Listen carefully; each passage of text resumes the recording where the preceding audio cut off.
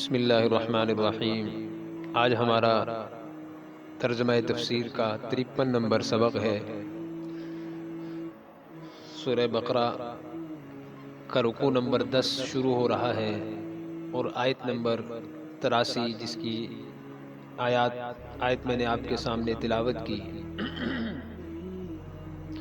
اور پہلے بھی بارہا میں عرض کر چکا ہوں کہ تقریباً پہلا پارہ مکمل اور سیقول کا بھی شروع کے ایک دو رکوع مکمل طور پہ بنی اسرائیل کا تذکرہ ہے، تو یہ صرف بحیثیت تذکرہ، بحیثیت تاریخ یا بحیثیت قصہ اور کہانی کے نہیں ہے، بلکہ ہمارے لیے بنی اسرائیل کی بدعنوانیاں اور حکم عدولیوں کے اوپر اللہ کی طرف سے جو عتاب نازل ہوئے، ساتھ ساتھ ہی ان کے حل بھی پیش کیے گئے۔ اور دوسری جگہ روایات میں آتا ہے کہ میری امت بھی بنی اسرائیل کی ایک ایک روش اور عادت کو اختیار کرے گی۔ تو آج تقریباً اگر گہری نگاہ سے دیکھا جائے تو بنی اسرائیل کی کثرت اکثر بیماریاں امت محمدیہ میں پیدا ہو چکی ہیں، تو اللہ نے قرآن پاک میں ان کی بیماریوں کو ذکر کر کے ساتھ ساتھ ان کے حل پیش کیے ہیں کہ آج اگر امت محمدیہ ان بیماریوں میں مبتلا ہو گئی تو اس کا حل بھی اللہ نے قرآن میں بتا دیا ہے کہ اس بیماری کا علاج یہ ہے، تو اس کے ذریعے سے تم ان بری عادات سے، بری چیزوں سے نکل سکتے ہو۔ تو باقی الحمدللہ پہلا پارہ آدھا ہو چکا ہے اور یہاں سے پہلے پارے کا دوسرا آدھا شروع ہو رہا ہے، یعنی نصف پارہ ہو چکا ہے۔ عام طور پہ پارہ 4 حصوں پر 4 پاؤں پہ تقسیم ہوتا ہے اور 2 حصوں کے اعتبار سے نصف پر تقسیم ہوتا ہے۔ تو اس آیت میں اللہ تعالیٰ نے آیت نمبر 83 میں 5 حکم بنی اسرائیل کو دیے۔ نمبر 1 توحید کا کہ اللہ کی عبادت کرو گے۔ نمبر 2 والدین کے ساتھ نیکی کا اور رشتہ داروں کے ساتھ، یتیموں کے ساتھ، مسکینوں کے ساتھ اچھے سلوک کا، اور تیسرا حکم یہ دیا کہ اچھی بات کہنا، اور چوتھا حکم نماز کے قائم کرنے کا، اور 5واں حکم زکوٰۃ ادا کرنے کا دیا گیا۔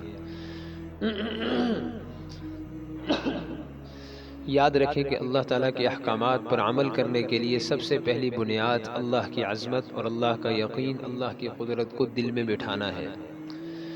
جیسے ہم دنیا میں دیکھتے ہیں کہ جس ادارے کی عظمت جتنی ہمارے دل میں ہے، جتنے دل میں ہوتی ہے، اتنے اس کی طرف سے آنے والا حکم اتنے جلدی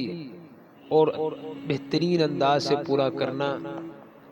وہ ہم اس کو اپنا فرض سمجھتے ہیں۔ جیسے ایک پولیس والوں کی طرف سے ہمیں کوئی حکم نامہ آ جاتا ہے اور پھر اس سے اوپر جو ہے وہ رینجرز والوں کی طرف سے آ جاتا ہے، فوج کی طرف سے آ جاتا ہے، سی آئی ڈی کی جانب سے آ جاتا ہے، تو جتنا اہم بڑے ادارے کا ہمیں حکم نامہ آتا ہے تو ہمارے دل میں اس ادارے کی ہیبت اور اس کا خوف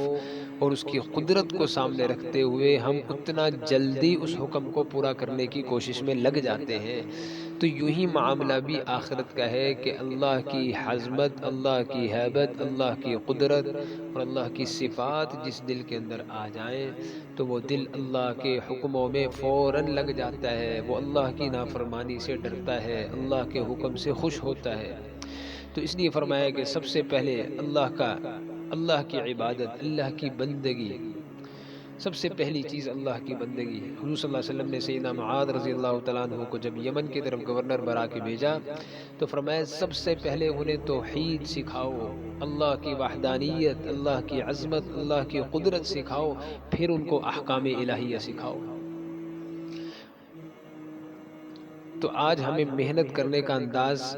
یہ ہمیں اپنانا چاہیے کہ بھئی کسی سے بھی اگر ہمیں بات کرنی ہے تو پہلے ہم اس عمل کی عظمت اور اس کے فضائل اور اس کے چھوڑنے پر نقصانات کے ذریعے سے پہلے اس کی ذہن سازی کریں، اس کے بعد جب ہم اس کو حکم بتائیں گے تو وہ حکم کو مضبوطی سے پکڑے گا اور اس پہ عمل بھی کرے گا۔ اور جب ڈائریکٹ آپ آرڈر دیں گے تو اگلا آدمی اس کا انکار بھی کر سکتا ہے اور وہ ضد اور ہٹ درمی کی بنا پہ اس عمل کو چھوڑ بھی سکتا ہے۔ دوسرا حکم دیا وہ بالوالدین احسانا، والدین کے ساتھ نیکی کرنا۔ فرمایا کہ حقوق العباد میں، بندوں کے حقوق میں سب سے پہلا حق ہر فرد واحد، پوری دنیا، پوری امت مسلمہ کے ہر انسان کے لیے اس کے والدین کا حق سب سے پہلے ہے۔ ایک صحابی عرض حضور صلی اللہ علیہ وسلم کی خدمت میں، یا رسول اللہ، کہ والدین کے ساتھ نیکی کرنے میں سب سے پہلے کون ہے جس کے ساتھ میں نیکی کروں؟ آپ نے فرمایا امک، تیری ماں۔ دوسری مرتبہ پھر فرمایا، تیسری مرتبہ پھر فرمایا امک، اور چوتھی مرتبہ فرمایا آباک، کہ اپنے والد کے ساتھ اچھا سلوک کرو۔ یہ درجات بحیثیت اہمیت ہیں۔ یہ اس اعتبار سے نہیں کہ ماں کے ساتھ ہی حکم پورا کیا جائے گا اور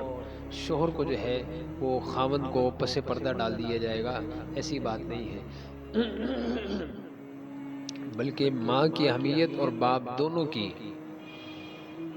فرمایا کہ باپ کی ناراضگی میں اللہ کی ناراضگی ہے، جب باپ ناراض ہو جائے تو اللہ بھی ناراض ہو جاتے ہیں، اور جب باپ راضی ہو جائے تو اللہ بھی راضی ہو جاتے ہیں۔ ہاں البتہ اتنی بات یہ ہے کہ والدین کیا حکم نافرمانی میں نہ ماننے کا ہمیں شریعت حکم دیتی ہے۔ جیسے والدین کہیں بھی نماز نہ پڑھو تو یہ حکم نہیں مانا جائے گا، والدین کہیں کہ بیٹا داڑھی نہ رکھو تو یہ حکم نہیں مانا جائے گا، اور اس کے نہ ماننے میں بھی لڑائی اور مقابلے کی شکل اختیار کرنے کی اجازت پھر بھی نہیں ہے، بلکہ حکمت اور بصیرت کے ساتھ ایسے انداز سے راستہ نکالا جائے کہ میں اللہ کے حکم پر بھی عمل کر لوں، اور والدین کی جو ہے وہ کسی قسم کی بے ادبی اور ان کی کسی قسم کی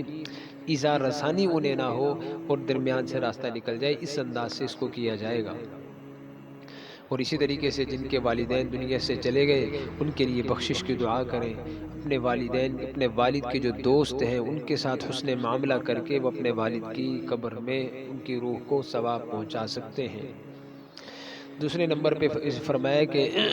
اچھے سلوک کرنے والوں میں رشتہ داروں کے ساتھ، رشتہ داروں میں پہلے نمبر پر محرم رشتہ دار ہیں۔ محرم رشتہ دار جیسے بہن ہو گئی، بھائی ہو گئے،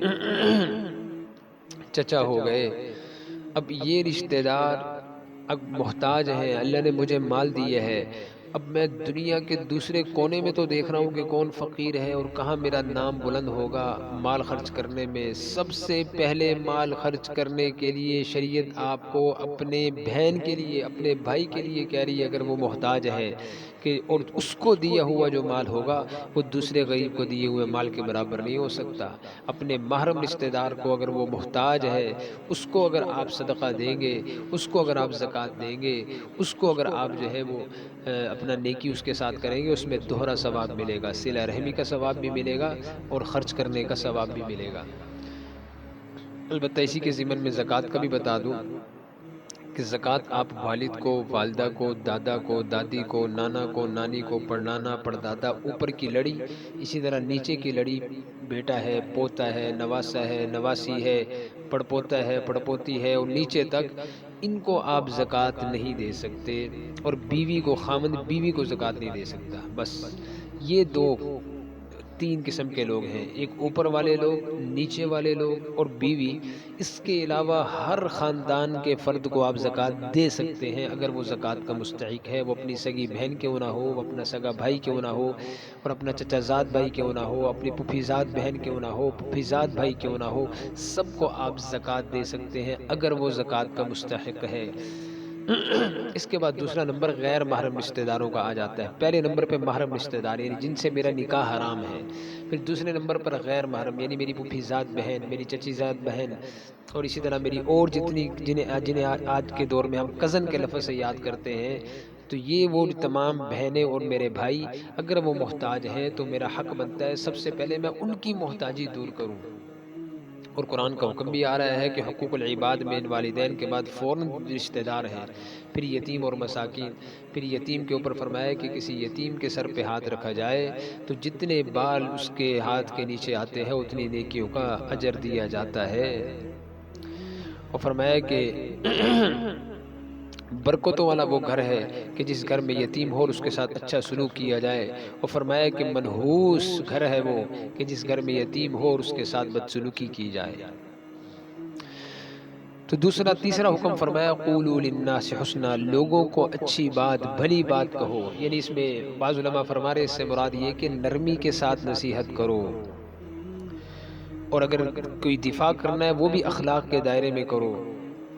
امام باقر رحمۃ اللہ علیہ فرماتے ہیں کہ اس سے وقولوا للناس حسنا سے مراد یہ ہے کہ جس چیز کو تم پسند کرتے ہو تو دوسرے کو بھی اسی کا حکم دو، خود کچھ اور پسند کرتے ہو دوسرے کو اس کا حکم دیتے ہو۔ اور پھر نماز کو قائم کرنا اور زکوٰۃ ادا کرنے کا حکم دیا، تو فرمایا لیکن بہت کم تھے کہ جنہوں نے اس پہ عمل کیا، لیکن اکثر وہ تھے کہ جنہوں نے اللہ کے اس حکم سے اعراض کیا۔ تو اب یہ احکامات سب کے سب ہمارے لیے ہیں کہ اللہ ہمیں خالص اپنی بندگی کرنے کی، والدین کے ساتھ نیکی کرنے کی، رشتہ داروں کے ساتھ نیکی کرنے کی، یتیم کے ساتھ نیکی کرنے کی، مساکین کے ساتھ نیکی کرنے کی، اور لوگوں کو بھلی بات امر بالمعروف اور نہی عن المنکر کرنے کی، نماز قائم کرنے کی اور زکوٰۃ ادا کرنے کی، کما حقہ جیسے اللہ چاہتے ہیں ویسے ہمیں ادا کرنے کی توفیق عطا فرمائے۔